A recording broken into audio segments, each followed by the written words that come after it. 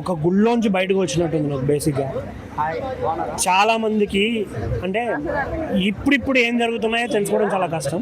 ఒకప్పుడు జరిగిన కొన్ని విషయాల్ని, మన గతాన్ని మళ్ళీ గుర్తు చేయడం చాలా కష్టం.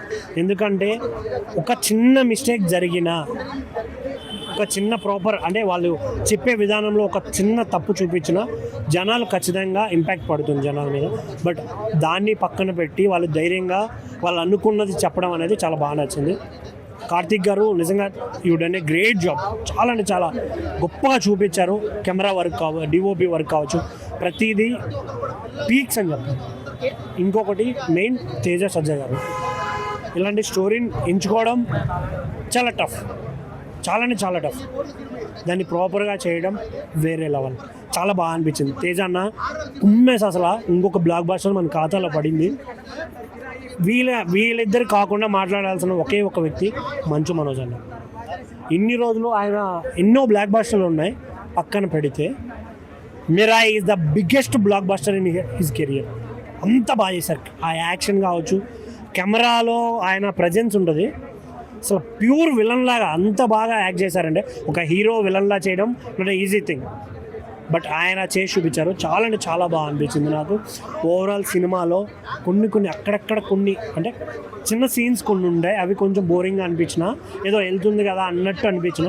ఆ నెక్స్ట్ సీన్ ఎలివేషన్తో కుమ్మేశాడు. ఇంటర్వెల్ బ్యాంగ్ కావచ్చు, క్లైమాక్స్ కావచ్చు, క్లైమాక్స్ తర్వాత వచ్చే ట్విస్ట్ కావచ్చు, పీక్స్ అని చెప్పాలి. చాలా అంటే చాలా బాగా అనిపించింది. ఆయన మైండ్లో ఏముందో తెలియదు కానీ, బట్ ఆయన పట్టుకుందల్లా బంగారంలా అనిపిస్తుంది. అలాగే ఇంకా ఓ 10 సినిమాలో, ఓ 20 సినిమాలో చేయాలని. దానివల్లే ఇండస్ట్రీ బాగుంటుంది, మనం బాగుంటుంది. అంటే బడ్జెట్ అనేది మేనేజ్ చేసుకునే దాన్ని బట్టే ఉంటుంది. ఇప్పుడు దాంట్లో కొన్ని ఎలివేషన్ షాట్స్ ఉంటాయి, బుర్ర పగిలిపోద్ది అసలు. ఎలారా అంటే ఇలాంటి షాట్ కూడా తీయచ్చా? డ్రోన్ షాట్స్ కావచ్చు, ఇంకా కొన్ని షాట్స్ అయితే ఈయన ఇలా నిలబడుకుంటే బ్యాక్గ్రౌండ్లో ఇలా దేవుడు రూపం వస్తుంది. దాని ఎక్స్ప్రెషన్ ప్రతీది క్యాప్చర్ అవుతుండే. అంటే ఒక వర్క్ తెలిసినోడు చూస్తుంటే ఎలా అనిపిస్తుంది, వా ఈ డీటెయిలింగ్ ఎలారా, ఇంత క్లియర్గా ఉంది సినిమా. అంటే కొన్ని సీన్స్ బోరింగ్, అంటే కొన్ని ల్యాగ్ సీన్స్ ఉన్నా కూడా రిమైనింగ్ అంతా కుమ్మేశారు. అసలు చాలా బాగా అనిపిస్తుంది. ప్రతీది అన్న పాయింట్ కూడా ప్రతి పిన్ టు పిన్ అంటారు కదా, ప్రతిదీ క్యాల్కులేటెడ్గా చేశారనిపించింది.